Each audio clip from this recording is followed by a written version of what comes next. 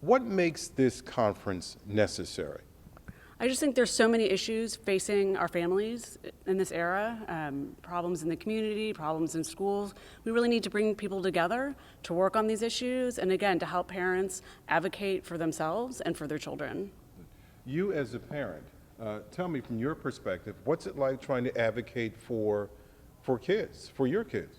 It's a continuous battle. It's so many things in the era of education that parents we don't know and that we're learning, and then we're also understanding the fortunate roadblocks that happen in education to stop some of the things that we think are commonplace as for quality education for our children.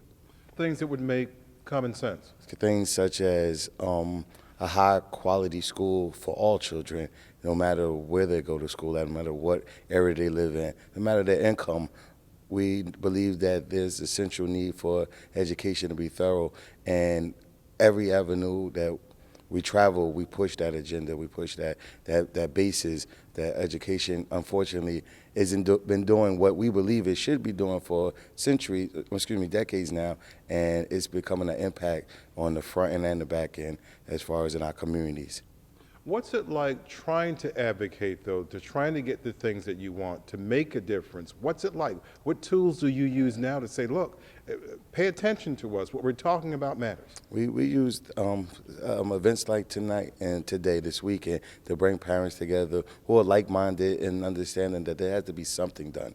And it's a pushback because it's trying. You know, we have to take off time from our jobs. We have to be in a position where we need to be there, but can we all be there is difficult. And I'm personally myself, I am there. I do sacrifice time work. I do sacrifice, time to learn the issue, because to advocate, you have to know the issue. And the issue that I stand strong to advocate is education reform, is to push on something different, has to be put together for our children going forward in this generation.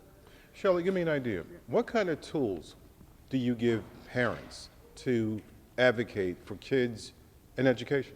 So I think there are a lot of tools that you can give them. We've found that social media is a very robust place where a lot of information flows and a lot of productive conversations can have. I think the one thing that's special about this event is that the workshops have been designed based on what parents told us they want to learn about, right? And I think so you're learning from their feedback. We're learning from their feedback. I don't know that we listen to parents enough. I think that's really a problem. And so, I think what's special about this event is that we are listening to parents. We're taking their feedback, turning that feedback into tools, into events, so that folks can get out there and do the work. I think the other piece is that this event takes the political divisiveness out of some of the conversations around education, right? And that we spend far too much time politicizing education, when at the end of the day, all parents want is a good education for their kid and a bright future. And the more, sort of to Al's point, there are a lot of other roadblocks that come up along the way in terms of giving parents information. So we're here really just to facilitate those conversations, get as much information available, and for parents to learn from each other. We have parents from Camden, we have parents from Jersey City, we have parents from all over, and parents coming from different kinds of schools. And so it's a great opportunity for them to also learn what's going on in other communities, what maybe has worked in Jersey City, maybe that would work in Patterson. So we're real excited. Education, the system is a huge bureaucracy. It's huge, and I think sometimes people may lose focus of that.